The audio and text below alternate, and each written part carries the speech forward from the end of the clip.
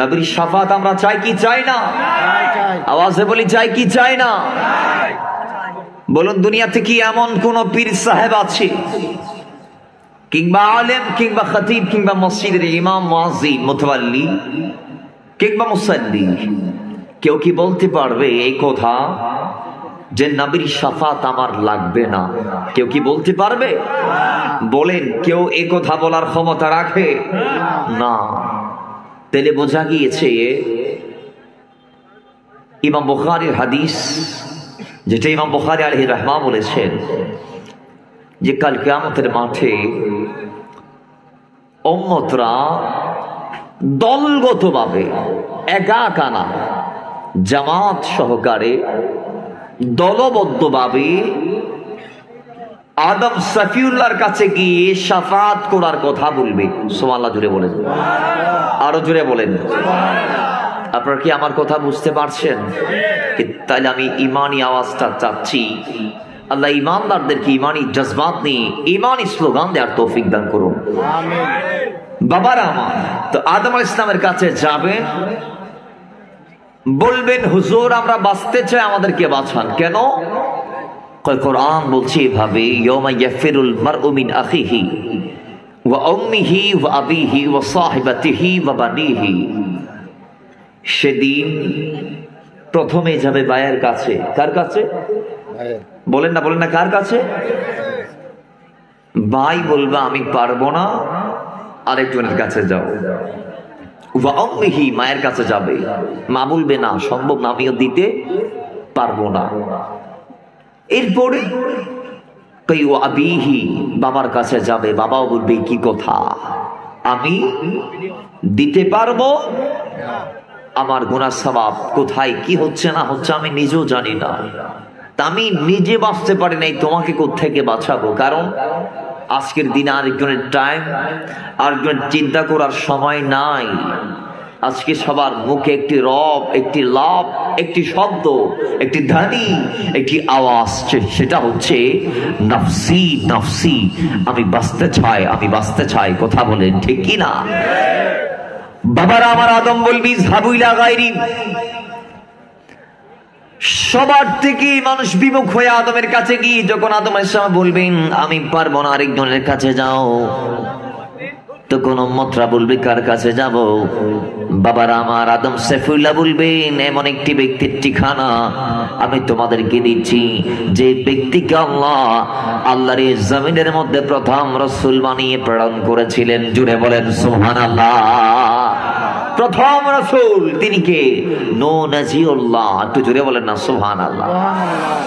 নূহ আলাইহিস সালামের কাছে গিয়ে বলবে হুজুর আমরা বাঁচতে চাই, তিনি বলবে আরেকজনের কাছে যাও। কয় কার কাছে? কয় ইব্রাহিম আলাইহিস সালাম, যিনি আল্লাহর খলিল, আল্লাহর বন্ধু, ইব্রাহিমের কাছে যাবে, বলবে হুজুর বাঁচতে চাই, বাঁচান। তিনি বলবে যাবু ইলা গায়রি, আরেকজনের কাছে যাও, আমি পারবো না। কয় কার কাছে যাব? কয় মুসা কালিমুল্লাহর দরবারে যাও। মুসার কাছে যাবেন, মুসা সামা বলবেন ইযহাবু ইলা গায়রি, আরেকজনের কাছে যাও। কয় হুজুর কার কাছে যাব? কয় আমার জাতের ঠিকানা দেব, যে জাতকে আল্লাহ তার ফুয়ের মাধ্যমে জমিনের মধ্যে পাঠিয়েছেন, যার কোনো বাবা ছিল না, শরীফ বাবাহীন অবস্থায় তার আম্মার থেকে আল্লাহ তাকে জমিনে পাঠিয়ে দিয়েছেন। জুড়ে বলেন সুবহানাল্লাহ। তাহলে তিনি কে? ঈসা আলাইহিস সালাম। সুবহানাল্লাহ জুড়ে বলেন। ঈসা বলবে এমন একটি ঠিকানা তোমাদেরকে দিব, যিনি তোমাদেরকে আজকে বাঁচাতে পারবেন। সুবহানাল্লাহ জুড়ে বলেন। তিনি কে? তিনি নবী আখিরুজ জামান, বাইশে কোন মক্কা, নবী রাহমাতাল লিল আলামিন, শাফিউল মুজনিবিন, আনিসুল গালিবিন, রাহমাতুল আশিকিন, মুরাদুল মুস্তাকিন, শামসুল আরিফিন, সিরাজুস সালিকিন, মিসবাহুল মুকাররাবিন, মুহিব্বুল ফুকারা ওয়াল গুরাবা ওয়াল মাসাকিন, সাইয়্যিদুস সাকালাইন, নবীজুল হারামাইন, ইমামুল কিবলাতাইন, ওয়াসিলাতিনা ফিদ্দারাইন, সাহেবে কাবা কৌসাইন, মাহবুবে রাব্বিল মাশরিকাইন ওয়াল মাগরিবাইন, জাদ্দিল হাসানি ওয়াল হুসাইন, আবুল কাসিম মুহাম্মদ সাল্লাল্লাহু তাআলা আলাইহি ওয়াসাল্লাম। তোমরা ওই নবীর কাছে যাও, কারণ তিনি আজকে তোমাদেরকে বাঁচানোর ক্ষমতা রাখে। জোরে বলেন, তিনি তোমাদেরকে বাঁচানোর ক্ষমতা রাখে। উম্মত নবীর কাছে যাবে, নবী বলবে আনা লাহা। সবাই বলেছে লাস্তু লাহা, আমি না, পারবো না, সম্ভব না।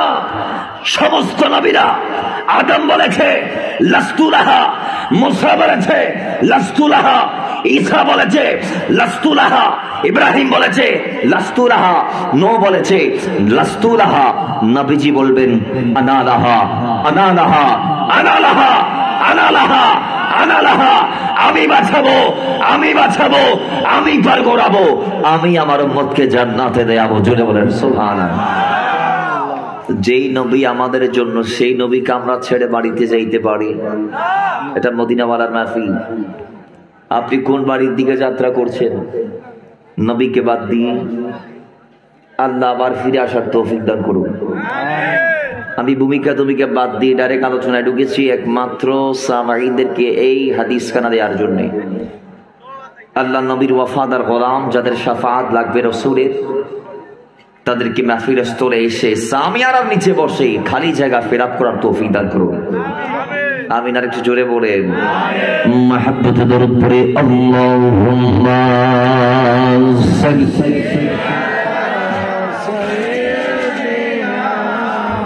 মাওলানা মুহাম্মদ ওয়া আলা আলি সাইয়্যিদিনা।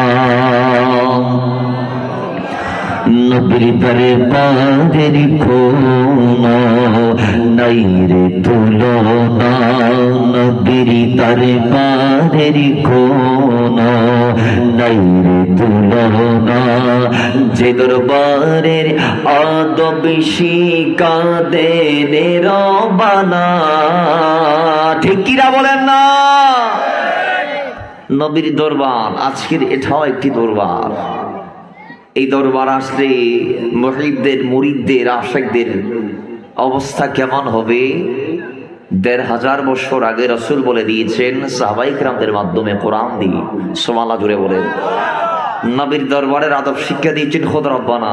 আল্লাহ বলেছেন নবীর সামনে যাবা, নিজেকে সংযত করে বসবা, অযথা কথা চলবে না।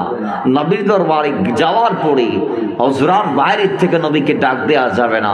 রাসূল যতক্ষণ না হুজরার বাইরে বের হবে, তোমাদেরকে দাঁড়িয়ে দাঁড়িয়ে মুস্তাফার জন্য কিয়ামের মাধ্যমে অপেক্ষা করতে হবে। জোরে বলেন সুবহানাল্লাহ। কিন্তু আজকে আমাদের দেশে দেখা যায় অনেক মুরিদরা দরবারে আসে, কিন্তু তাদের কাছে আদব নাই। অথচ ভেলায়েতের প্রথম সবক হচ্ছে আদব। কারণ আদবে খোদা মিলে। আদবে কি মিলে? আর বেআদব যারা, তাদের বেআদবি তাদেরকে শয়তান পর্যন্ত পৌঁছাবে, খোদা তারা পাবে না। আল্লাহ আমাদের বোঝার তৌফিক দান করুন।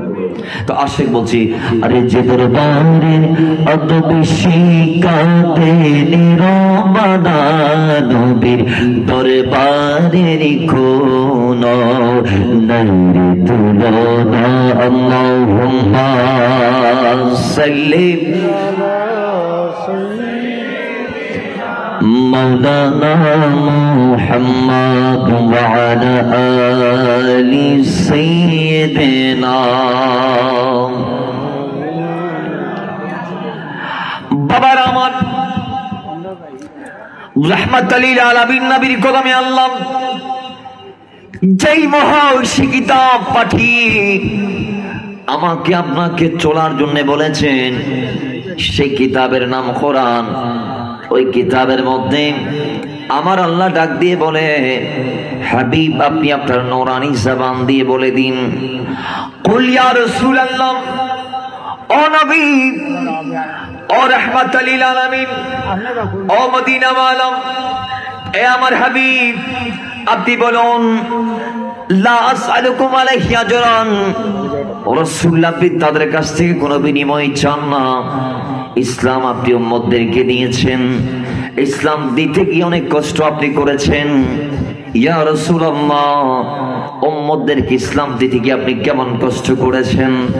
আমরা যদি ঈমানের চোখ দিয়ে একটু দৃষ্টিপাত করি, তাহলে আমরা দেখব রাহমাতুল লিল আলামিন আমাদেরকে ইসলাম দিতে গিয়ে দিনের পর দিন নয়, সপ্তাহের পর সপ্তাহ নয়, মাসের পর মাস নয়, যুগের পর যুগ নয়, পুরো আমার নবীর ইসলাম পরবর্তী 40 থেকে 63 পুরো জিন্দেগির প্রত্যেকটা সেকেন্ডে সেকেন্ডে আল্লাহর নবী উম্মতকে ইসলাম রিপ্রেজেন্ট করতে গিয়ে কষ্টসাধ্য মেহনত করেছে। জোরে বলেন সুবহানাল্লাহ। অনেক কষ্ট নবী করেছে। কেমন করেছে? কয় আল্লাহর হাবিব রাহমাতুল লিল আলামিন আরবের অলিতে গলিতে ঘুরে ঘুরে মানুষদেরকে দাওয়াত দিতে লাগলেন। আবু জাহালের কাছে গেলেন, হে আমার চাচা, পড়ো লা ইলাহা ইল্লাল্লাহ মুহাম্মাদুর রাসূলুল্লাহ, আল্লাহ ছাড়া কোনো আল্লাহ নাই, সাক্ষ্য প্রদান করো। আবু জাহাল ডাক দিয়ে কয়, আমরা তো এতদিন ধরে অনেক খোদার পূজা করে আসছি, অর্চনা করে আসছি, তাবেদারি করে আসছি, আর তুমি বলছো আল্লাহ একজন, সেই আল্লাহর পক্ষে আমাদেরকে ডাকছো, কোন প্রুফ আছে কি? রাসূল বলে, অবশ্যই আছে। তা প্রুফ দেখাও, প্রমাণ দেখাও। আল্লাহর নবী রাহমাতুল লিল আলামিন একটার পর একটা প্রমাণ দেখালেন, একটার পর একটা প্রমাণ দেখালেন। হাজারটা প্রমাণ দেখানোর পরও আবু জাহাল ইসলামে আসা নাই। রাসূল বারবার তার দ্বারস্থ হতেন। ওয়ালিদ ইবনে মুগীরা বলেন, আল্লাহর হাবিব রাহমাতুল লিল আলামিন প্রত্যেকটা আরবের অলিতে গলিতে ঘুরে ঘুরে একজন ছোট ব্যক্তি থেকে শুরু করে আলা পর্যায়ে যারা আছে প্রত্যেকের দ্বারস্থ হয়ে হয়ে প্রত্যেককে কালমার দাওয়াত সকাল বিকাল সন্ধ্যায় দিতেন। রাসূলুল্লাহ যখন বারংবার যাইতো, এক সময় আরবের মানুষরা এই কথা বলেছে যে, মুহাম্মদ তুমি কি পাগল? তোমাকে সকালে তাড়িয়ে দিলাম, দুপুরে আবার আসলাম, দুপুরে তাড়াই দিলাম, সন্ধ্যায় আবার আসলাম, সন্ধ্যায় তাড়াই দিলাম, সকালবেলা পরের দিন আবার হাজির, আবার তাড়িয়ে দিলাম, পরের দিন আবার হাজির, পরের দিন আবার তাড়াই দিলাম, এক সপ্তাহ পর আবার আমাকে বলছো তোমার কি লজ্জা শরম নাই? তোমার কি হায়া নাই? রাসূল বলছে, না না না না না না, হতে পারে না। নবীর দায়িত্ব হচ্ছে আল্লাহর কালাম উম্মতের মাঝে পৌঁছানো, হক কথা মানুষদের মাঝে রিপ্রেজেন্ট করা। তো আল্লাহ আমাকে নবী বানিয়েছে। নবীকে কয় নবী তাকে বলে যিনি আল্লাহর ঐশিক বাণী দিন মানুষের কাছে প্রচার করে। জোরে বলেন সুবহানাল্লাহ। যার কাছে ওয়াহি আসে, যিনি নবীর মানি হচ্ছে আমাদের আল মনজিদের মধ্যে রয়েছে মুত্তালা আল গায়ব, যিনি অদৃশ্যের খবর বলে দিতে পারেন।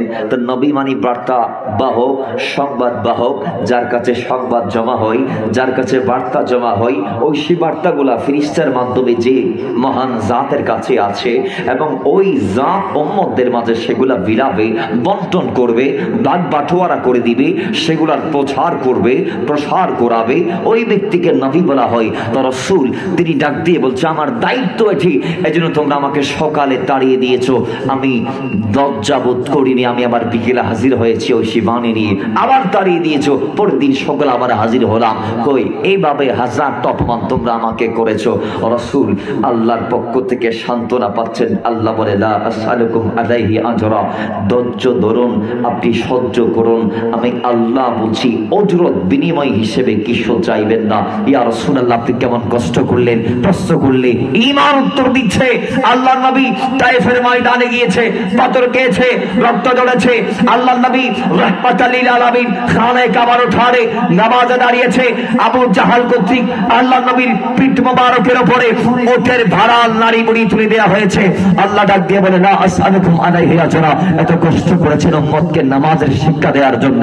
আবু জাহাল কর্তৃক আপনাকে জিল্লত দেওয়া হয়েছে, আপনাকে কষ্ট দেওয়া হয়েছে, আপনাকে লাঞ্ছিত করা হয়েছে।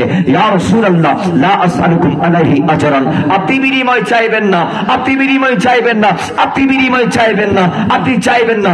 রাসূল কেমন কষ্ট করেছে আবার প্রশ্ন করেন, তো ঈমান উত্তর দিবে। আল্লাহর নবী রাহমাতুল লিল আলামিন উহুদের ময়দানে গিয়ে যখন দানটা শহীদ করে দিলেন, মাথার রক্ত যখন টপটপ করে জমিনে পড়ছে, ওই সময় জিবরাইল আমিন এসে ডাক দিয়ে বলেছিল, ইয়া রাসূলুল্লাহ, ওগো দয়াল নবী, ওগো মায়ার নবী, ওগো আটকারা জান্নাতের মালিক নবী, ওগো শাফাত ওয়াসমার মালিক নবী, একবার আমাকে হুকুম দেন, আমি উহুদ পাহাড়কে তাদের উপরে উঠাইয়া দিব, অথবা আমি জিবরাইলকে আল্লাহ 600 নূরের ডানা দিয়েছে, সেগুলা দিয়ে আমি তাদেরকে হালাক করে দিব। ইয়া রাসূলুল্লাহ, আপনার নূরানি জবান মুবারকের দ্বারস্থ হলাম, আপনি বলুন কি করব না করব না, কি ধ্বংস করে দিব নাকি বাঁচিয়ে রাখবো? রাসূল বলে, আমি বদদুয়া করার জন্য আসি নাই, এসেছে একটা মিশন, আর মিশন হাতে নিয়ে। সেটা কি? আল্লাহুম্মা হদি কওমি ফাইন্নাহুম লা ইয়ালামুন, আল্লাহ আমার কওম আমাকে চিনে নাই, আঘাত করেছে, তুমি তাদেরকে চেনার ক্ষমতা দিয়ে দাও। জোরে বলুন সুবহানাল্লাহ। এত কষ্ট রাসূল করেছে, বদদুয়া। বাবার আমার হাদিসে পাক আসছে, উহুদ পাহাড়ের ব্যাপারে রাসূল এলান দিয়েছে, উহুদ পাহাড় আল্লাহর নবীকে ভালোবাসে। নবীজিয়া বলে আমি উহুদকে ভালোবাসি। অদুনিয়ার মানুষ সেদিন উহুদ পাহাড় বলেছে, ইয়া রাসূলুল্লাহ, ও রাহমাতাল লিল আলামিন, নবী আপনার জবান দিয়ে আপনি শুধু একটাবার হ্যাঁ বলুন, আমি আপনার থেকে অনুমতি নিচ্ছি, রাসূল আমাকে অনুমতি দেন, এই জালেমদেরকে আমি ধ্বংস করে দেব, আমি দুই ভাগ হয়ে যাব, সমস্ত কাফেরদেরকে আমার ভিতরে আমি নিয়ে নিব, আমি তাদেরকে নাস্তানাবুদ করে দিব, হালাক করে দিব, ধ্বংস করে দিব। আল্লাহর নবী রাহমাতাল লিল আলামিন বলে, উহুদ আমি তোমাকে ওই অনুমতিটা দিতে পারবো না, আমি যদি তাদের জন্য ধ্বংসের বদদুয়া করি তাহলে তাদের জন্য হেদায়েতের দোয়া করবে কে? জোরে বলেন সুবহান। বদদুয়া করেছেন না? বলে না বদদুয়া করেছেন না। তা আল্লাহ বলে, ইয়া রাসূলুল্লাহ, মদিনাওয়ালা এত কষ্ট করলেন যাদেরকে দিন দেওয়ার জন্য, তাদেরকে বলুন লা আসআলুকুম আলাইহি আজরান ইল্লাল মাওয়াদ্দাতা ফিল কুরবা, যাদেরকে ইসলাম দিতে গিয়ে আপনি এত কষ্ট করলেন তাদেরকে বলুন তারা যেন জানের চেয়ে বেশি আপনার পরিবারের মানুষদেরকে ভালোবাসে। জোরে বলেন না সুবহানাল্লাহ। সূরা শূরার 35 আয়াত, বলেন সূরা শূরা 35 আয়াত। তো এই আয়াত নাজিল করে আল্লাহ আমার নবীর আহলে বাইত তথা পরিবার বর্গের যারা আছেন এদেরকে ভালোবাসা আমাদের জন্য ওয়াজিব করে দিলেন। আমার বিষয় আজকে সেটি, নবীর পরিবারের ভালোবাসা। বাঁচলে লাভ কি? নবীর পরিবারকে মহব্বত করলে লাভ কি এবং কেন? দেখুন আমরা কেন ভালোবাসবো? ভালোবাসার একটি কারণ আছে না নাই? জোরে বলুন আছে না নাই? কারণ হচ্ছে কোরআনুল কারীমের এলান। আল্লাহ বলেছেন ভালোবাসতে হবে। সমাজে আজকে আমরা দেখি কারবালার মাসের আগমন হয়, কারবালার মাসে মুহররমুল হারাম যখন আসে, আমরা যখন হুসাইন আলাইহিস সালামের তাজকিরা করি, কারবালা নাফিল করি, ওই সময় কিছু দুষ্ট উম্মত যারা বলে মাওলানা হুসাইন রাদিয়াল্লাহু তাআলা নাকি কারবালাতে ক্ষমতার জন্য গিয়েছিলেন, নাউজুবিল্লাহ। এবং তারা বলে হুসাইন রাদিয়াল্লাহু তাআলা ছিলেন পদলোভী, নাউজুবিল্লাহ। জোরে বলেন নাউজুবিল্লাহ। তার অন্তরে লোভ ছিল, লোভ লোভ লোভ। তা আল্লাহ কি বলছে? আল্লাহ বলছে আহলে বাইত যারা, কোরআন কারীমে সূরা আহজাবের 33 আয়াত, আল্লাহ বলছে ইন্নামা ইউরিদুল্লাহু লিইউযহিবা আনকুম রাইসা আহলাল বাইতি ওয়া ইউতাহহিরাকুম তাতহীরা।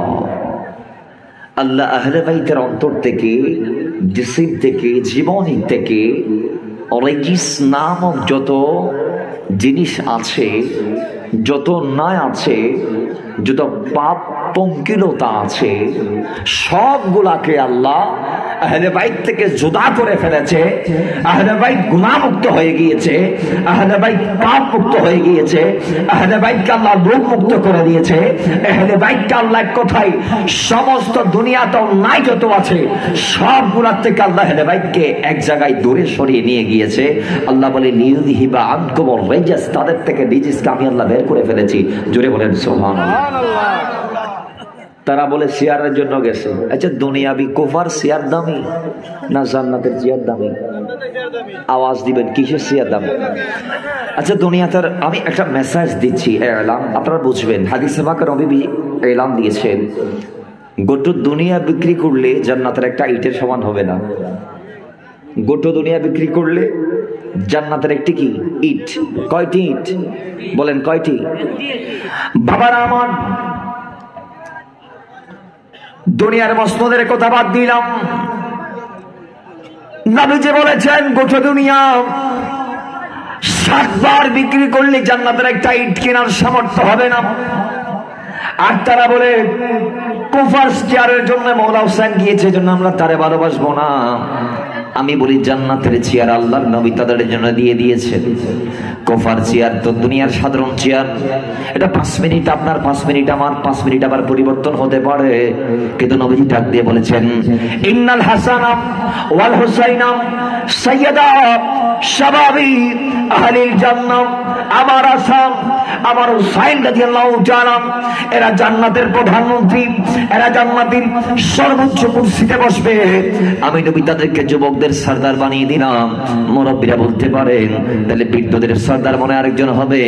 নয় নয় নয় নয়, জান্নাতে যারা যাবে বৃদ্ধ অবস্থায় দুনিয়া থেকে বিদায় নিলেও তিনি হাসরের মাঠে উঠে হিসাব নিকাশের পরে আল্লাহ তাকে জান্নাতে পাঠাবেন যুবক বানিয়ে। জুড়ে বলেন। একজন বৃদ্ধ জান্নাতে বৃদ্ধ অবস্থায় যাবে না। সবার বয়স হবে 33-এর কাছাকাছি। কত বলেন না? কত? লাল দাড়ি সাদা দাড়ি, দুনিয়াতে যত দাড়ি আছে জান্নাতে হবে সব এক কালার, ঠিক কি না?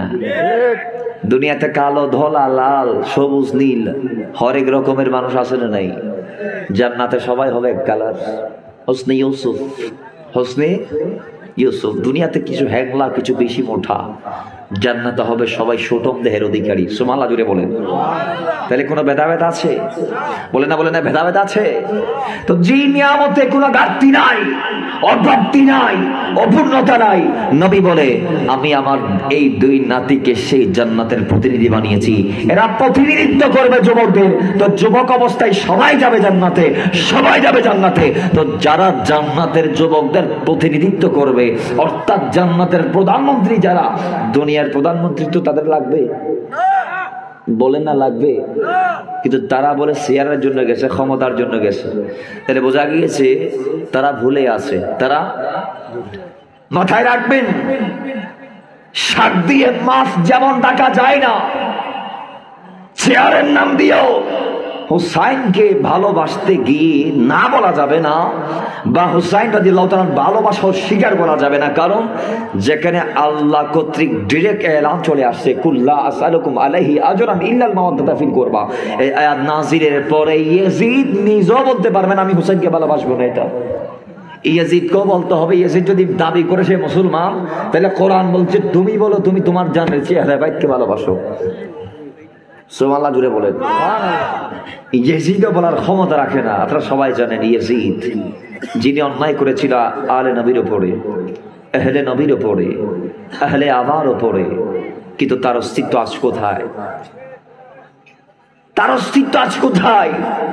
আজকে সমাজ আমরা দেখছি মাজারে আগুন দেয়া হচ্ছে, বিভিন্ন আল্লাহর ওলিদের আস্তানা শরীফ জ্বালিয়ে দেয়া হচ্ছে, এদেরকে মসজিদ দরবার শরীফের মসজিদ পর্যন্ত ছাড়ে নাই। মাজারে যাওয়া আপনাদের যদি মন না আছে, আমরা তো আপনাদেরকে জোর করে মাজারে আনতে চাচ্ছি না। আপনার মন না আছে আপনি না আসেন। তাই বলে আপনি দুনিয়াবি হালকা ফায়দা পেয়েছেন, আজকে আপনার কথা অনেক বড় হয়ে গিয়েছে, আপনার ধমনী চলছে, আপনার বাহুর শক্তি বেড়ে গিয়েছে পট পরিবর্তনের পরে বিদায় আপনি আল্লাহর ওলিদের মাজারে গিয়ে গিয়ে আগুন দিচ্ছেন। নাউজুবিল্লাহি মিন যালিক। আপনি বোধহয় জানেন না আপনি মুসলমান, আপনার একটা ধর্ম আছে, আপনাকে মুস্তাফা কিছু রুলস দিয়েছেন, কিছু গাইডলাইন আপনাকে মেনে চলতে হবে। রাসূল এটা বলে নাই একজন ইমানদার একজনের ইমান আরেক ইমানদারের কবরকে অপবিত্র করতে পারবে অথবা পবিত্রতা নষ্ট করতে পারবে। আল্লাহর ওলি দূরের কথা, তাদেরটা তো ওপরে বাদ দিলাম। একজন ইমানদার কি আরেকজন সাধারণ ইমানদারের কবরে আগুন দিতে পারে? ওলি আল্লাহ সাবজেক্ট আলাদা বাদ দিলাম। মনে করেন আপনি আপনার ভাইয়ের কবরে কি আগুন দিতে পারবেন? তারা দিচ্ছে আল্লাহর ওলিদের। নাউজুবিল্লাহ, মুখ দিয়ে বলতে লজ্জা লাগে। দুনিয়ার থেকে যদি বাংলাদেশে কেউ মাজার ভাঙতে চায়, তাহলে আমরা বুঝে নিব সে গৌর গোবিন্দের ছেলে, সে বল্লাল সেনের ছেলে, সে লক্ষণ সেনের পেটারটা। কারণ গৌর গোবিন্দের বাচ্চা ছাড়া কোনো মুসলমান মাজার ভাঙতে পারে না। কথা বলেন। আল্লাহ বোঝার তৌফিক দান করুন। এটা কত বড় সুর! এই খারিজি গুলা গরু মহিষ পর্যন্ত চুরি করে নিয়ে আসছে। গরু মহিষ ওই বঙ্গভবনের মাল লুট করার মতো করে লুট করছে। আল্লাহর আদালতে এদেরকে দাঁড়াইতে হবে না? গরু চুর হয়ে দাঁড়াবে আর কি। কি ওই দাঁড়াবে গোলা হাসরের ময়দানের জবানকে আল্লাহ তো বন্ধ করে দিবে। আলিয়া নাখতিমু আলা আফওয়াহিহিম ওয়া তুকাল্লিমুনা আইদিহিম ওয়া তাশহাদু আরজুলুহুম। তাদের জবান তো আল্লাহ বড় তালা দিবে, বড় তালা, কারণ এরা দুনিয়াতে আর আজীবন মিথ্যা বলছে। এরা আল্লাহর সামনে দাঁড়াই বলবো ওই অন্যান্য নবীদের উম্মতের মতো বলবে। বুখারীর বর্ণনা, বুখারীতে আসছে কিয়ামতের দিন কোন নবী একজন উম্মতকে নিয়ে দাঁড়াবে, কোন নবী দুইজন উম্মতকে নিয়ে দাঁড়াবে, কোন নবী তিনজন, কোন নবী তার চেয়ে বেশি। তো উম্মতদেরকে আল্লাহ বলবে, হে উম্মতরা, তোমাদের এই নবী তোমাদের কাছে কি আমার মেসেজ দিয়েছে? কয় আল্লাহ দেই নাই। নাউজুবিল্লাহ জোরে বলেন। নবীরা কি দেই নাই? তো এখন নবীদেরকে আল্লাহ বলবে, তোমরা কি এদেরকে মেসেজ দাও নাই? আমি যে ওহী দিছি এগুলা বলো নাই? আল্লাহ বলছি তো, এরা তো মিথ্যা বলতেছে। সাক্ষী কি কয়? নবী আখিরুজ জামা, অর্থাৎ আমাদের নবী এবং তার উম্মত, অর্থাৎ আমরা। সুবহানাল্লাহ জোরে বলেন। তা আল্লাহ আমাদেরকে ডাক দিবেন, এই আমার নবীর উম্মতরা বলো তোমরা কেমনে জানো মুসা আলাইহিস সালাম যে তার উম্মতকে হিদায়াতের দিকে ধাবিত করতে চাইছিল? কয় আল্লাহ আমরা বলবো, হাদিসে পাকে এটা স্পষ্ট এসেছে, আল্লাহ আমরা বলবো, আল্লাহ আমরা জানি আমাদের নবী আমাদেরকে বলেছেন। সুবহানাল্লাহ জুড়ে বলেন। আল্লাহ আমরা জানি আমাদের নবী আমাদেরকে বলেছেন যে মুসা আলাইহিস সালাম তার উম্মতকে অনেক চেষ্টা করেছে হেদায়েত দেওয়ার জন্য। সুবহানাল্লাহ জুড়ে বলেন। তো ওই নবীর উম্মতদের মতো এরা মিথ্যা বলবে, কিন্তু আমার নবীর একটা আলাদা স্ট্যাটাস আছে না নাই? বলেন বলেন, আমার নবী কি মুসার মতো নবী? আমার নবী কি ঈসার মতো নবী? যেখানে মুসার দৌড়ানি শেষ, যেখানে ঈসার দৌড়ানি শেষ, সেখান থেকে আমার নবীর কদমের যাত্রা শুরু। কথা বলেন ঠিক কি না? তো আমার নবীর উম্মতের বেলায় আল্লাহ বলছে, আল ইয়াউমা নাখতিমু আলা আফওয়াহিহিম, মুখের মধ্যে তালা, মুখের মধ্যে হাত কথা বলবি, পা সাক্ষ্য দিবি, ওয়া তুকাল্লিমুনা আইদিহিম, হাত কথা বলার পরে, ওয়া তাশহাদু আরজুলুহুম, পা সাক্ষ্য দিবি, হাত বলবে আমরা মাজারের গরু মহিষ চুরি করছি। আর আজকের এই মাহফিলে যারা এসেছেন বসেছেন, কদম মেরে মেরে অগ্রসর হয়েছেন, আপনাদের কদম বলবে আল্লাহ টঙ্গিতলা দরবার শরীফে, টঙ্গিটিলা দরবার শরীফে আমরা গিয়েছিলাম তোমার মাহবুব নবীর স্মরণ করতে, দুজন জগৎ শ্রেষ্ঠ আল্লাহর ওলির তাসকারায় করতে। জুড়ে বলেন তাহলে ভালো মন্দ সবগুলার বিচার আসলে নাই? তাদের বিচার আল্লাহর কাঠগড়ায়, আল্লাহর আদালতে দিলাম, আল্লাহ তাদের বিচার করুন। আমাদের সমাজও যদি তাদের কোনো বন্ধু বান্ধব থেকে থাকে, তাদের কোনো মহিব যদি থেকে থাকে যারা মাজারের বিরুদ্ধে, আল্লাহ তাদের বোঝার তৌফিক দান করুন। একটা মেসেজ একটাই নেবেন, সেটা কি? এদেশে ইসলাম এই মাজার ওয়ালাদের হাত ধরে এসেছে। এদেশে ইসলাম এই মাজার ওয়ালাদের হাত ধরে এসেছে বিদায় আমরা তাদেরকে মানি, জানি, বিশ্বাস করি, ভালোবাসি, ভক্তি শ্রদ্ধা রাখি। আল্লাহ এই ধারাবাহিকতা, এই সিলসিলাকে অব্যাহত রাখুন। আমিন করেন। তুমি মুহাব্বতে দরুদ পাক পড়ে আল্লাহুম্মা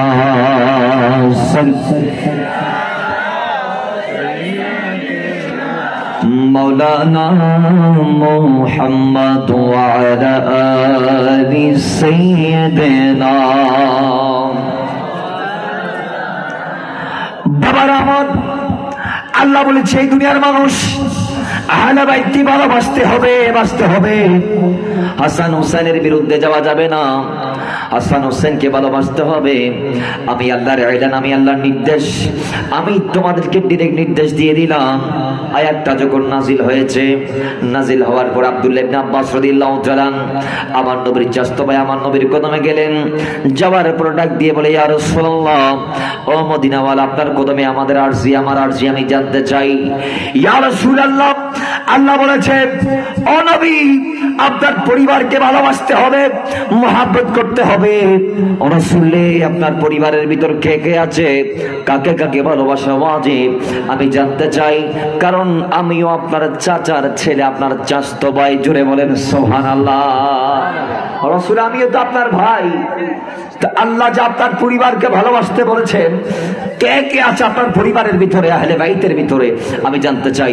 তো নবী ডাক দিয়ে বলছেন, ক্বালা আলী ওয়া ফাতিমা ওয়া ওয়ালাদাহুমা, কই আমার আহলে বাইতের ভিতর যারা যারা আছে তাদের ভিতরে অন্যতম হচ্ছে হযরতে মা ফাতিমা রাদিয়াল্লাহু তাআলা আনহা, এরপরে মাওলা আলী রাদিয়াল্লাহু তাআলা আনহু কারামাল্লাহু তাআলা ওয়াজহু, এরপরে মাওলা হাসান, এরপরে মাওলা হুসাইন রাদিয়াল্লাহু তাআলা আনহুমা। জোরে বলেন না সুবহানাল্লাহ। নবীজি বলে এই চারজন আমার আহলে বাইত। এই চারজন বলেন এই চারজন আমার আহলে বাইত, এদেরকে ভালোবাসা উম্মতের জন্য ওয়াজিব। কিন্তু আহলে বাইত কারা, এর ব্যাখ্যায় জমহুর উলামাদের মতামত এক ধরনের, আর কিছু আলেম উলামাদের মতামত আরেক ধরনের, আর কিছু আলেম উলামাগণ আরেক দিকে হেঁটেছেন। কেউ কেউ বলেছেন কয় ইন্নামা ইউরিদুল্লাহু, যে আয়াত আছে যেটাকে আয়াতে মুবাহালা বলা হয়, এই আয়াতে মুবাহালা নাজিল হয়েছে আল্লাহর নবীর স্ত্রীদের শানে। সুবহানাল্লাহ জুড়ে বলেন। তো সেহেতু আহলে বাইত মানি নবীর স্ত্রীগণ, নবীজির স্ত্রীগণ।